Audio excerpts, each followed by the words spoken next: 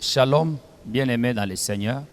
Que Dieu vous bénisse. Nous sommes là dans le rendez-vous de tous les jours afin de partager les messages du Seigneur. Merci de nous aimer puisque vous suivez nos émissions.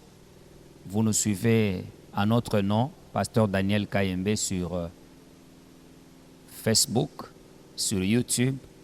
Merci également de vous abonner afin que chaque fois que nous publions, soit une émission, soit une prédication, que vous soyez notifiés ou informés de ce que nous avons publié. Alors, nous continuons avec les messages sur le caractère comme étant l'œuvre également de l'onction. Parce que, comme nous l'avons dit dans beaucoup de nos messages, l'onction ne concerne pas que l'aspect spirituel.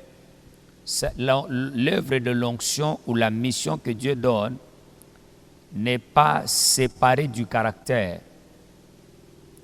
Je voudrais ici, bien aimé, dans le message d'aujourd'hui, résumer des choses très utiles, très importantes, et au travers de ces résumés, entamer directement un autre enseignement très important que nous allons continuer à la longue sur comment le Père doit gérer les fils.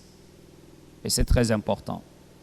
La Bible dit en 1 Samuel chapitre 16, le verset 13, que lorsque David a été oint, le Saint-Esprit a commencé à les conduire dès ce moment-là et dans la suite. Ça veut dire, quand Dieu oint quelqu'un, quand Dieu donne à quelqu'un une mission, il y a un caractère également. Dans la mission, il y a aussi les caractères. Je crois que nous avons déjà parlé de ça beaucoup plus lorsque nous parlons sur le nom de Jésus. Dans le nom de Jésus, si vous vous rappelez, dans beaucoup de mes messages, j'ai révélé comment il y a au moins 3 choses très importantes. Dans le nom de Jésus, il y a l'identité. Dans le nom, il y a la mission. Dans le nom, il y a le caractère. Lorsque nous voyons Jésus, nous voyons son identité en tant que Fils de Dieu, en tant que Dieu. Lorsque nous voyons Jésus, nous voyons également sa mission. Il est le sacrifice de Dieu.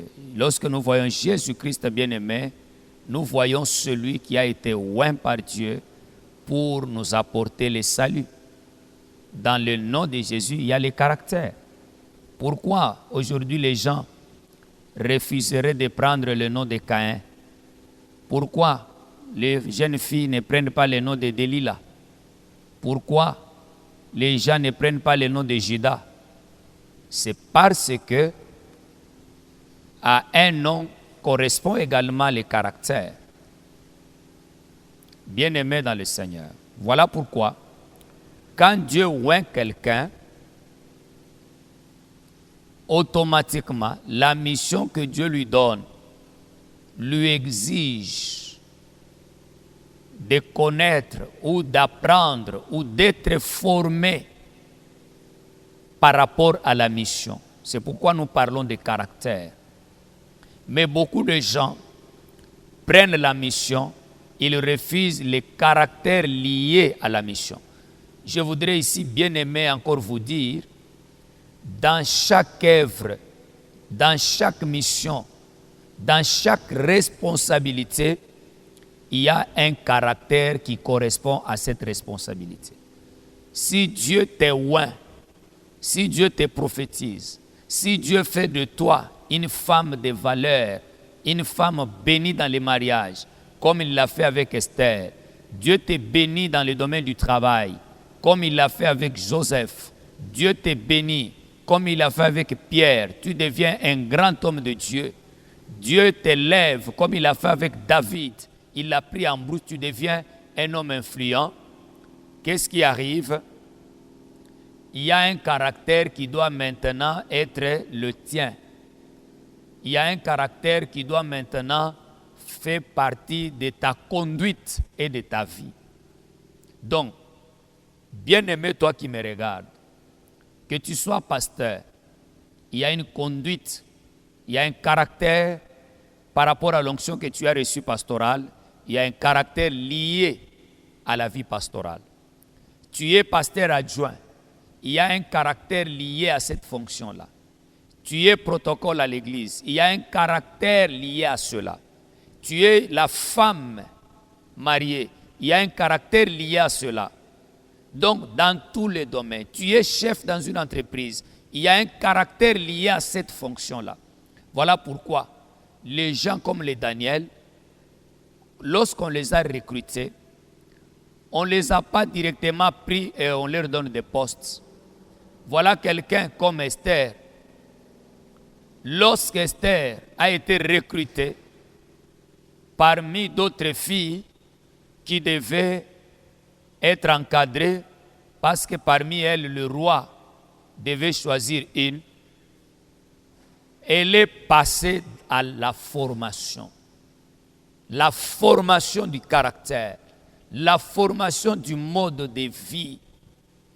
Quoiqu'elle avait été éduquée de manière familiale par Mardochée, mais là-bas pour la nouvelle fonction, les nouveaux rôles, la femme d'un roi, il fallait une formation dans tous les sens.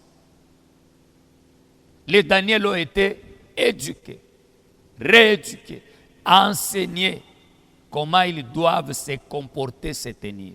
Bien-aimés, c'est comme ça. Il y a le caractère, il y a les manières qui sont propres à un rôle, à une fonction que Dieu donne. C'est comme ça que l'Esther, les Daniel, tous ces gens devaient être enseignés sur le plan du caractère, sur les manières, comment parler, comment s'habiller, comment se promener, comment s'asseoir, comment rire, tout ça, ça s'apprend. Mais si vous prenez une partie de la mission, une partie de l'onction, que non, Dieu m'a oint, je serai roi. On m'a prophétisé, je serai la femme d'un ministre. Si vous prenez que cet aspect-là et vous négligez l'aspect du caractère, vous aurez des problèmes. Le caractère détruira votre mission. Le caractère détruira, s'il n'est pas bon bien sûr, il détruira votre rang, il détruira votre personnalité, il détruira votre mission. Le caractère, c'est un support de l'onction. Lorsque le caractère est bon et il s'améliore, la mission est efficace et elle réussit. La personnalité de l'homme ou de la femme perdure, avance et influence. C'est très important. Mon frère et ma soeur, voilà pourquoi David, il est loin, mais le Saint-Esprit maintenant a commencé à le travailler. Et vous allez remarquer que la première des choses, comme je vous ai dit, David, le Saint-Esprit a commencé à le conduire. David s'est fait lui-même un sacrifice pour son pays. Ce n'est pas quelqu'un qui lui a dit « Est-ce que tu peux combattre Goliath ?» C'est lui-même qui est allé combattre Goliath parce qu'il avait besoin de la sécurité de son pays. David, en tuant Goliath, il se faisait lui-même du bien dans le futur parce qu'il a tué un ennemi du royaume dans lequel il devait régner ou bien sur lequel il devait régner. En plus de cela, David a servi la maison de Saül. Il a servi Saül. Il a servi dans l'armée sous le commandement de Saül. Saül qui était son père spirituel. Il était le père de la nation. Mais David l'a servi. Ce n'est pas facile que quelqu'un serve celui qu'il doit remplacer. Nous voyons même dans le gouvernement, nous voyons dans beaucoup d'endroits, la remise et reprise a toujours causé des problèmes. Les gens n'aiment pas qu'on les remplace. Et même ceux qui doivent remplacer, nous les voyons hantés d'orgueil. Nous les voyons remplis d'orgueil, remplis de complexes de supériorité. Nous les voyons se comporter déjà selon leur prophétie et leur onction. Mais non, David a servi celui qu'il devait remplacer. Et il l'a servi avec loyauté. Saül n'était pas vraiment dans la voie de Dieu pour que Dieu le remplace. Mais David l'a servi avec loyauté. Deuxième chose très importante dans le caractère de David. Troisième chose, David, il a l'onction royale, mais il a servi. Puisque pour lui, le travail, l'œuvre de Dieu, servir son pays, était plus important que se comporter par rapport à l'onction prophétique, l'onction royale qui était sur sa tête. Bien-aimé, que l'onction que tu reçois, que les prophéties qu'on te donne, ne puissent pas te plonger dans l'orgueil, dans le complexe de supériorité. Oui, c'est vrai, le Saint-Esprit, en travaillant le caractère, il travaille le caractère par rapport à l'onction qu'il a déposée sur quelqu'un, par rapport au prophétique. Mais sur le plan maintenant de la vie, le monsieur ou la dame qui a l'onction, qui est dans la vision de Dieu, sur qui il y a quelque chose, en matière de service, il doit témoigner de l'humilité. Il doit témoigner de l'esprit de servir. C'est comme ça que David a servi Saül, il a servi l'armée. Il n'a pas dit non, moi je suis déjà un roi, je ne peux pas me rabaisser, je ne peux pas commencer à me comporter comme un homme de la brousse. En tout cas, je dois me voir, je dois me comporter comme Dieu me voit. Oui, si Dieu te voit grand, si Dieu t'a oint grand, mais il ne t'a pas dit de négliger ce qui était grand hier. Il ne t'a pas dit de négliger le grand aujourd'hui. Ce que j'aime avec David, c'est que Dieu a rejeté Saül, mais puisqu'il était choisi par Dieu, David a continué à le considérer comme un grand, comme un père, comme un responsable. Il lui a donné ce qui lui était dû, le respect, l'honneur, le service. Il l'a fait. Écoutez, frères et sœurs, je dis ici en parenthèse, si Dieu abandonne quelqu'un, si Dieu rejette quelqu'un, ce n'est pas ton problème à toi. Bien-aimé, tu dois apprendre à te comporter tel que Dieu attend de toi. Et tu dois laisser Dieu agir de sa manière avec ses enfants. Bien-aimé, vous allez remarquer que David, un autre point, David, il a l'onction royale. Il a en face de lui quelqu'un qui est abandonné par Dieu.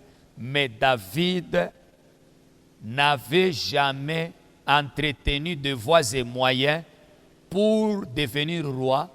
David n'avait jamais précipité la mort, la chute de celui qu'il devait remplacer. Non, il n'était même pas pressé. Du temps que David a été oint et du temps qu'il est devenu roi, bien aimé, ça a pris beaucoup de temps. Vous savez que même quand Saül est mort, David d'abord a régné seulement sur une partie d'Israël pendant 7 ans. C'est après 7 ans qu'il a régné sur tout Israël. Donc, il n'avait rien fait pour devenir roi. Il n'avait pas précipité la mort, la chute de celui qui était abandonné, de celui qu'il devait remplacer pour s'asseoir à sa place. Bien-aimé, il ne t'appartient pas de forcer à occuper la chaise. Tu peux être dans une église, Dieu t'a dit que tu seras pasteur, mais Dieu ne t'a pas dit que tu dois être pressé, que tu dois précipiter la mort de ton pasteur, que tu dois continuer à les critiquer, que tu dois continuer à former une équipe pour les déstabiliser afin que tu... Non, bien-aimé. Non, si Dieu t'a oint, si Dieu a dit des choses sur toi, lui-même, l'onction parlera elle-même. Dieu lui-même va frayer le chemin. Il ne t'appartient pas à toi, bien-aimé, de frayer le chemin. C'est comme ça que David s'est comporté correctement. David s'est comporté de manière correcte. David n'a rien fait de mauvais. David n'a pas tué Saül. David n'a pas fourni d'efforts pour devenir roi. Il est resté correct. Il a regardé à Dieu. Bien-aimé, il n'y a rien que tu puisses faire d'humain. Laisse Dieu te travailler. Laisse Dieu continuer à travailler ta vie. Ah, bien-aimé, que Dieu te bénisse. Si tu agis de cette manière-là, tu vas constater que tous les combats qui s'élèveront dans ta vie, Dieu va te protéger. Parce que notre texte de base, dès le départ, c'était Psaume 105, le verset 15 qui dit « Ne touchez pas à mes oins ». Dans quelles circonstances l'ennemi n'a pas touché David? C'est puisque quand tu as l'onction, ce n'est pas le fait seulement d'avoir l'onction qui te protège. Non, tu as l'onction, tu as du caractère et maintenant tu es dans l'œuvre du Saint-Esprit. C'est en étant dans le voie de l'Esprit là que maintenant Dieu fera de ta vie une vie intouchable. Parce que voir la manière que David a vécu, il y a lieu que ce verset puisse s'appliquer à lui. Il y a lieu que Dieu puisse empêcher les combats de tout genre, les combats de toute forme, de détruire et d'anéantir la vie de David. Frères et sœurs, tu as l'onction. Si tu laisses Dieu travailler ton caractère, et si tu te rends serviteur, si tu es loyal, si tu ne te laisses pas par l'onction être influencé par l'esprit de supériorité, l'esprit d'orgueil, mais tu as l'esprit de serviteur, tu as l'esprit de laisser Dieu faire et agir, tu es patient, tu attends le temps de Dieu pour que la mission pour laquelle il t'a oint puisse arriver. Je te dis la vérité, l'ennemi s'élèvera, mais tu seras fort. L'ennemi t'étendra des pièges, mais tu les vaincras. Pourquoi? Tu es loyal. Ça, c'est la part de David. Bien-aimé dans le Seigneur, tu es un David dans l'église où tu es, dans la société où tu es. Tu portes même le nom de David. Dans le quartier où tu es, comporte-toi exactement comme David. David, c'est le genre d'enfant, tel que je viens de le décrire, correct, qui a même eu l'occasion de tuer celui qui occupait la place pour laquelle Dieu l'a déjà oint, mais n'a pas précipité la mort de son ennemi pour occuper la place. Bien-aimé, si tu es un David, dans l'église, comporte-toi comme un David. S'il y a un pasteur, un chef, un directeur, un parent qui a un enfant comme David, ces genres d'enfants doivent être encadrés. Ces genres d'enfants doivent être orientés. Mais ce n'était pas le cas avec Saül. Ce n'était pas le cas avec Saül. Vous connaissez bien quand vous lisez 1 Samuel chapitre 18, on a beaucoup parlé sur ça, mais je continue cela. Saül, lorsqu'il a vu la popularité de David, lorsqu'il a vu que David, Dieu était avec lui, il le craignait même, que les gens l'aimaient, puisque la Bible souligne bien. Quand vous lisez 1 Samuel chapitre 18, le verset 16, la Bible dit, « Mais tout Israël et Juda aimaient David, parce qu'il sortait et rentrait à leur tête. » La Bible dit, le peuple a aimé David. Donc David était un bon monsieur, un bon enfant. Un enfant qui a l'onction, qui sera roi. Mais dans son caractère, il s'est comporté comme fils. Et les gens l'aimaient. Mais lorsque Saül voit ça, il n'a pas aimé. Il a conçu l'idée, la pensée de tuer David. Si vous avez déjà suivi certains de mes messages, vous vous rappelez ici que c'était la vérité. Écoutez, mon frère, Saül, le fait que Dieu a oint David, le remplacement n'était pas imminent. Le remplacement n'était pas trop rapide. Ce n'est pas que on a oint David aujourd'hui et c'est demain qu'il devait remplacer Saül. Non, ce n'était pas comme ça. Il a été oint, mais il s'est passé beaucoup de temps. Il s'est passé beaucoup de temps. Parce que Dieu devait faire rentrer David même dans l'alliance, dans la maison de Saül, afin qu'il puisse avoir ses statuts d'enfant du roi, afin maintenant de devenir roi. Et Dieu l'a fait de deux manières. D'abord en 1er Roi chapitre 18, nous voyons comment Dieu a touché Absalom et Jonathan, qui a pris des choses liées à la vie d'un prince pour les donner à David. Tout ça, c'est Dieu qui a fait ça. Il a touché Jonathan et Jonathan a pris des choses. Jonathan est devenu l'ami de David et Jonathan lui a donné des trucs. Il a fait une alliance. 1er roi 18, verset 3. Jonathan fit alliance avec David parce qu'il l'aimait comme son âme. Il ôta les manteaux qu'il portait pour les donner à David. Il a renoncé à la royauté, puisqu'en réalité, après la mort de Saül, c'est Jonathan qui devait les remplacer. Mais Dieu l'a touché, il a renoncé à ça, il a fait alliance avec David.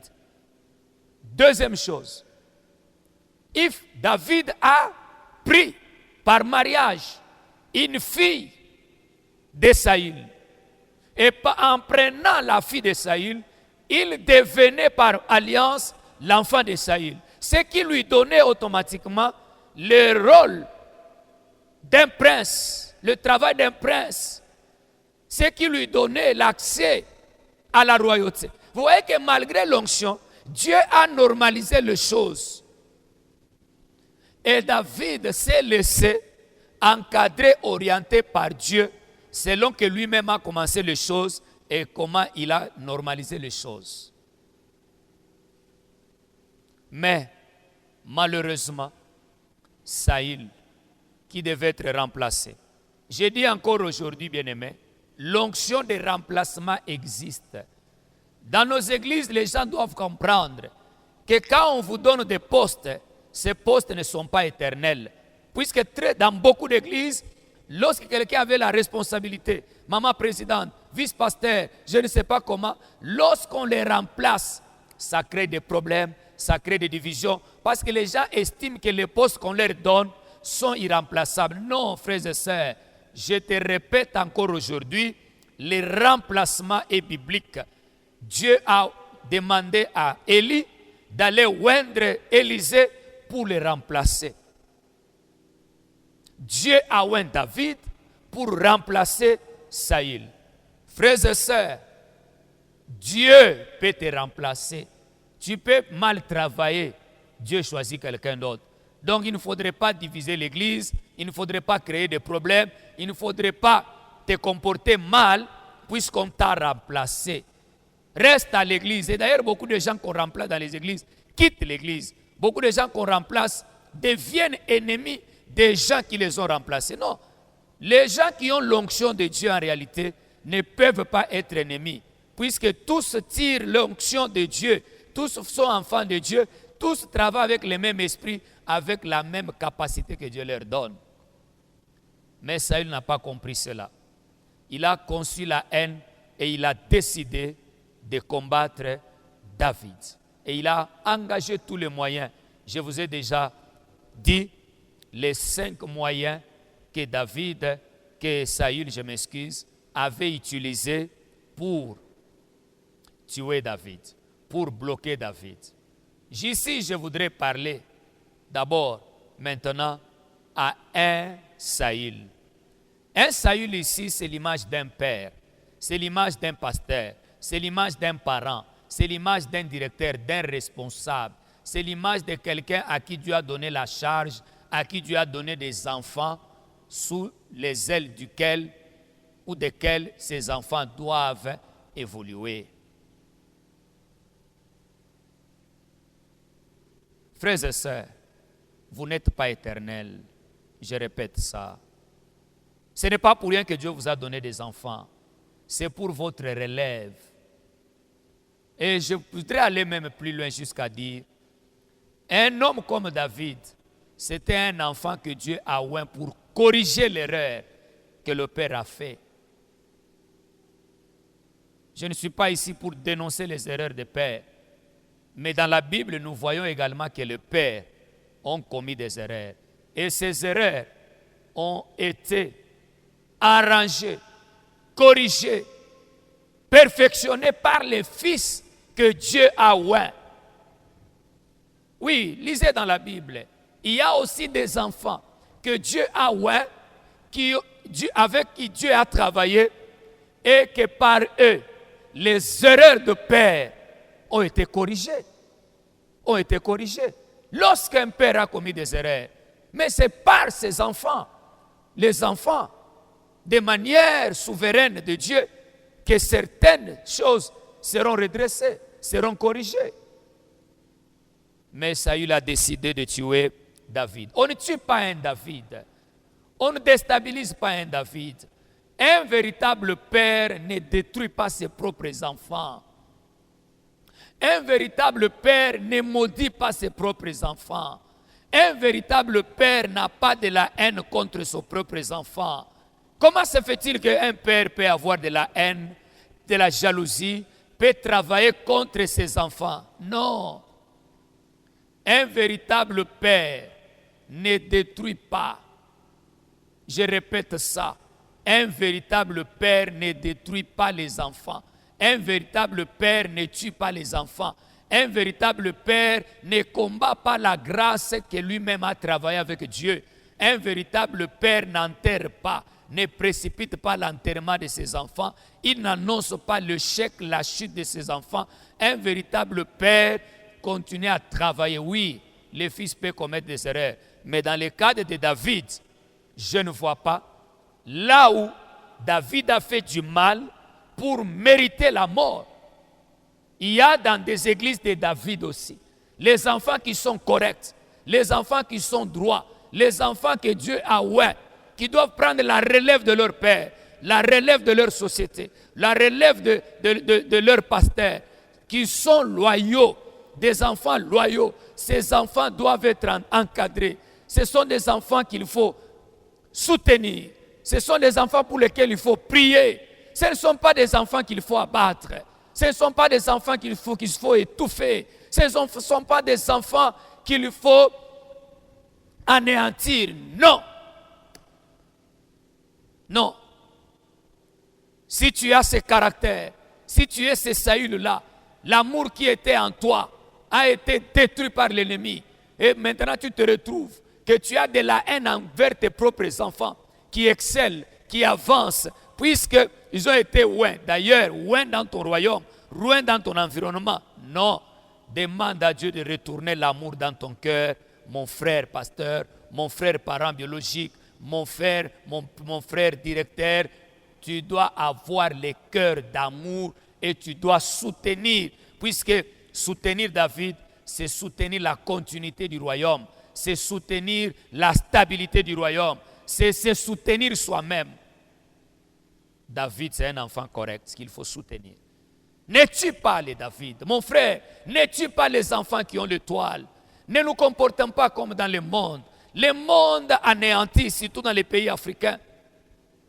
Dans les pays européens, dans les pays comme les États-Unis, quand quelqu'un a la grâce, quand quelqu'un est intelligent, on le soutient, on l'encadre, il est utile dans la société. La société lui montre que nous avons besoin de toi. Mais dans les pays africains, dans la plupart, dans les pays comme le nôtre ici, les gens qui ont l'étoile, les gens qui percent sont les gens à battre. Sont les gens à battre. Ça, c'est l'œuvre de la sorcellerie. Les sorciers ne tuent pas les gens inutiles. Les sorciers ne tuent que les gens qui ont l'étoile, les gens qui incarnent l'espérance. Quand tu es intelligent, quand on trouve dans une société un PDG qui est intelligent, qui a de l'amour, il faut l'abattre. Un ministre important, il faut l'abattre. Quelqu'un qui est important, il faut l'abattre. Non, frères et sœurs, dans l'église, dans la société, dans la vie, nous ne devons pas nous comporter comme dans le monde. Il faut qu'il y ait de la différence. Ça, je parle à un Saül. Si tu tues David, tu anéantis David, tu te tues doublement. Tu te détruis doublement. Tu annonces la fin, la chute de l'œuvre ou de ton royaume. Mais ça peut arriver. Ça peut arriver. Ça peut arriver que tu es Saül ou que tu n'as pas trahi Dieu, tu es correct. Tu es dans la voie de Dieu, mon Père. Tu es dans la voie de Dieu, mon pasteur. Tu es dans la voie de Dieu, mon directeur, mon président, mon père biologique. Ça peut arriver que tu es dans la bonne voie, mais que ce sont les enfants qui se comportent mal. Quelle est maintenant ton attitude, l'attitude d'un père envers les enfants qui se comportent mal? Là encore, je dis que le rôle d'un père face à un enfant qui se comporte mal n'est pas de le tuer, n'est pas de le maudire, n'est pas de précipiter sa chute. Non, nous allons lire quelques textes et puis je vais conclure pour aujourd'hui. Genèse chapitre 9, verset 20. Noé commença à cultiver la terre et planta de la vigne. Il but du vin, s'enivra et se découvrit au milieu de sa tente. Cham, père de Canaan, vit la nudité de son père et il les rapporta dehors à ses deux frères. Alors Sem et Japheth prirent les manteaux, les mirent sur leurs épaules, marchèrent à reculons et couvrirent la nudité de leur père. Comme leur visage était détourné, ils ne virent point la nudité de leur père. Lorsque Noé se réveilla de son vin, il apprit ce que lui avait fait son fils cadet et il dit, maudit soit Canaan. C'est vrai, il n'a pas maudit Cham, mais il a cité son enfant. Bref, même si vous ne maudissez pas votre enfant directement, mais quand vous maudissez son enfant, c'est lui-même que vous maudissez. Si quelqu'un vient chez toi, il ne te maudit pas, mais il commence à maudire tes enfants. C'est toi qui l'as maudit. J'apprécie beaucoup le caractère des deux autres enfants qui ont pris l'habit, qui ont marché à reculons pour ne pas voir la nudité de leur père, pour honorer leur père. J'apprécie ça. C'est comme ça que chaque enfant doit faire. L'enfant n'est pas là pour chanter tout haut la nudité, la faiblesse de son père. Autant nous ne le faisons pas dans la famille biologique, autant nous ne le faisons pas dans la famille spirituelle. Je ne vois pas vraiment des enfants sortir sur la rue en train de dénoncer le caractère de leur mère et de leur père. De la même manière que nous ne faisons pas comme ça dans nos familles biologiques, nous ne devons pas le faire dans la famille spirituelle. J'apprécie ces deux enfants. Mais ici, je vois beaucoup plus l'attitude de Noé. D'ailleurs, vous savez bien aimé, c'est Noé qui a cultivé la vigne. Et cela a fait à ce que, au travers son champ, au travers son travail, qui est du vin. C'est lui qui a cultivé la vigne. Et il a fait du vin. Deuxième chose, c'est Noé qui a bu jusqu'à s'enivrer. Nous voyons les gens qui s'enivrent jusqu'à se déshabiller, c'est qu'ils s'enivrent de manière débordée. Il y a des gens qui s'enivrent, mais qui ont leur conscience et qui travaillent et qui se déplacent jusqu'à aller même dans leur maison, même si c'est la nuit. Mais il y a d'autres bien-aimés qui s'enivrent et qui perdent le contrôle. C'est ce genre de personnes qui peuvent se comporter mal, ils peuvent injurier les gens dans la fête, sur la rue, dans les bus, il peut partout, il passe, il vomit, il fait des bêtises, il y en a même qui se déshabillent. Mais ça, c'est vraiment de manière débordée. C'est ce qui fait comprendre que Noé avait bu de manière débordée. Et ce qui n'était pas bon, ce qui n'était pas un bon exemple pour lui. Mais regarde maintenant, lorsqu'on vient lui dire qu'il y a l'un de ses enfants, son enfant cadet, qui l'a vu et qui a dénoncé cela, qui a parlé de cela dehors, Noé a ouvert la bouche. Il a commencé à maudire. Bien-aimés, écoutez, frères parents, chers responsables, chers pasteurs, avant d'agir, avant de maudire, il faut toujours premièrement s'examiner aussi soi-même. Il est très important, bien-aimés. Quand je lis la Bible, c'est d'ailleurs la série de messages que je vais donner ces derniers temps. Il y a pas mal de pères dans la Bible qui ont commis aussi beaucoup d'erreurs. Il y a pas mal de encadrés qui ont commis d'erreurs. Mais Dieu ne les a pas laissés. Dieu ne les a pas abandonnés. Dieu ne les a pas abandonnés. Le même David là ici que je viens de vous parler, quand il est devenu roi, il a fait des bêtises. Mais Dieu ne l'a pas abandonné. Les Abraham, tout ça on parlera. Donc il est important que chaque responsable puisse par moments s'examiner avant de réagir, avant d'ouvrir la bouche, de parler ou de maudire ou de faire je ne sais pas quoi. Avant de prendre des mesures, il faut toujours examiner qu'est-ce qui a été à la base de tel ou tel comportement du fils. Qu'est-ce qui a conduit à cela? Noé n'a pas examiné tout cela. Je laisse. La deuxième des choses, sans avoir examiné que celui qui a cultivé la vigne, celui qui a fait le vin, celui qui s'est enivré à l'excès, il apprend seulement la nouvelle. Il maudit son enfant, son fils cadet. Même s'il ne l'a pas cité, il a cité, je crois, le quatrième enfant. Mais c'est le fait de maudire l'enfant de son enfant. Mais c'est l'enfant qu'on a maudit. Qui est cet Dieu lui-même, quand quelqu'un nous touche, mais il dit quoi? Il dit qu'il est touché. Il a dit à Abraham, quiconque te maudira sera maudit. Quiconque te bénira sera béni. Il a dit ça. Donc Dieu considère que quand quelqu'un nous fait du mal, quand quelqu'un nous touche, on l'a touché. Donc maudire l'enfant de Tcham, c'était maudire Tcham. Prononcer des mauvaises choses sur son enfant, c'était prononcer des mauvaises choses sur l'enfant. Pour quelle raison? Parce qu'il a vu la nudité de mon père, de son père, il est allé parler. Oui, je n'encourage pas le comportement de cet enfant, mais un père a plusieurs moyens de redresser. La première réaction d'un père, ce n'est pas de maudire. Ce n'est pas de maudire, puisque ici, la première voie que Noé a engagée, qu'il a utilisée, c'est directement de maudire. Même pas une sanction, même pas une punition. Je me rappelle, moi qui vous prêche aujourd'hui, je n'étais pas un bon enfant avant vraiment de connaître le Seigneur Jésus. Je suis parmi les enfants, j'ai tourmenté mon père avec mon caractère. Mon père me frappait. Je n'étais pas un bon garçon. Mon père se plaignait, il me frappait. Il y a des moments où il me privait à manger. Je volais à la maison, je volais des histoires, j'allais vendre, je volais l'argent, j'allais jouer à la carte, ainsi de suite. Bref, je ne faisais pas la joie particulièrement de mon père. Mais je ne reconnais pas un seul jour qu'il m'a maudit. Je ne connais pas un seul jour qu'il m'a dit, toi tu n'iras pas de l'avant. Mais il se plaignait, il me punissait parce que son souci, c'était de me corriger. D'ailleurs, un jour mon père m'a dit, est-ce que tu sais pourquoi je te frappe? J'ai dit non. Il m'a dit, c'est puisque je t'aime. Je veux que tu sois bon. Oh, mes gloires soient rendues à Dieu, puisque les mêmes qui se plaignaient avant de mourir, ils pouvaient me regarder en face et me dire, je suis fier de toi. Je suis fier d'avoir un enfant comme toi.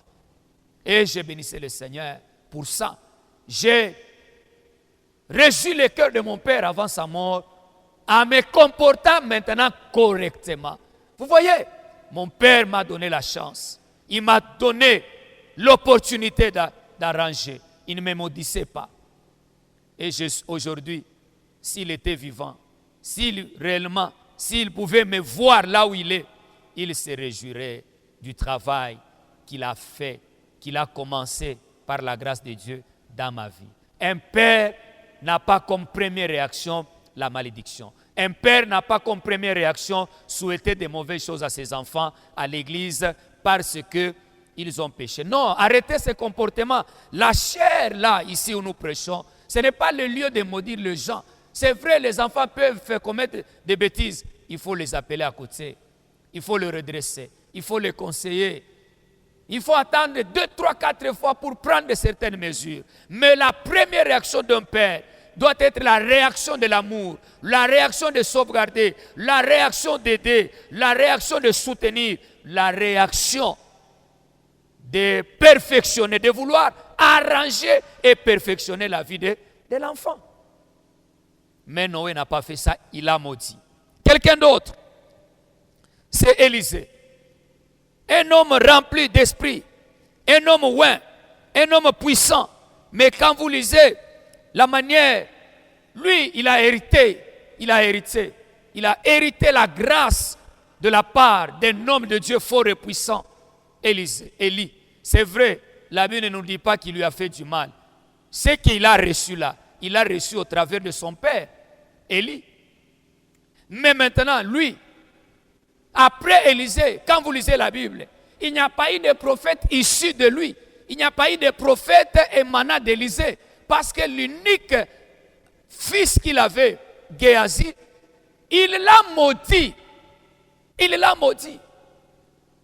Il l'a maudit. Donc la première réaction, lorsque Géasi rentre, puisqu'il est allé mentir en son nom, puisqu'il est allé voler chez Naaman, il a demandé des choses au nom de son père. Première réaction, tu vas attraper la lèpre. Et il a quitté avec la lèpre dans la présence de son père. Et par conséquent, Élisée n'a pas eu de fils successeur.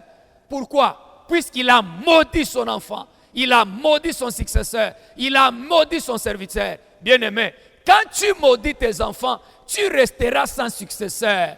Bien-aimé, je ne t'encourage pas de te comporter comme Noé, qui a maudit son enfant. Je ne t'encourage pas de te comporter comme Saül, qui a commencé à chercher à tuer David. Je ne t'encourage pas à te comporter comme Élisée, qui a maudit son serviteur. Et par conséquent, il a manqué un successeur. Il a manqué celui qui devait le remplacer. Lui a été béni, on l'a béni, on l'a oint, on lui a donné l'onction. Mais lui a maudit celui qui devait le remplacer à cause de son erreur. Bien-aimé, la malédiction ne doit jamais être la première réaction d'un leader. Je ne vois même pas Jésus. Je dis bien, je ne vois même pas Jésus maudire Judas, puisque Judas l'a vendu. Jésus pouvait être à la croix là en train de dire, Judas, toi tu verras, si je souffre ici, c'est à cause de toi. Tu m'as vendu. Jamais.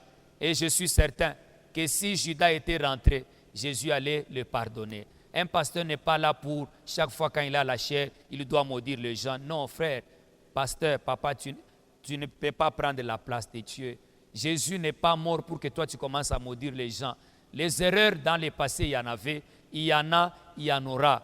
Mais c'est la parole de Dieu, c'est la Bible, c'est le Saint-Esprit qui change les gens. Prenez le temps de prier pour vos enfants. Prenez le temps d'engager les voies et moyens pour les éduquer et les rééduquer.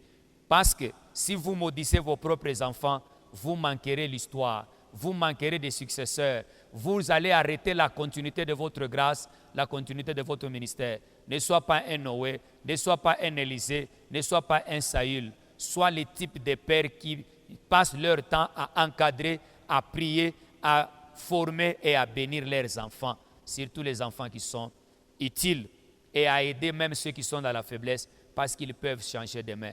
Bien-aimé, moi qui te prêche, si je rentre avec toi en arrière, non, je n'étais pas prédicateur. J'ai fait de la peine à mes parents. Mais aujourd'hui, Dieu m'a changé. Quelqu'un peut changer. Quelqu'un peut changer. Et Dieu a la capacité de changer. Que Dieu vous bénisse. Nous allons continuer avec ce même numéro prochainement. Merci.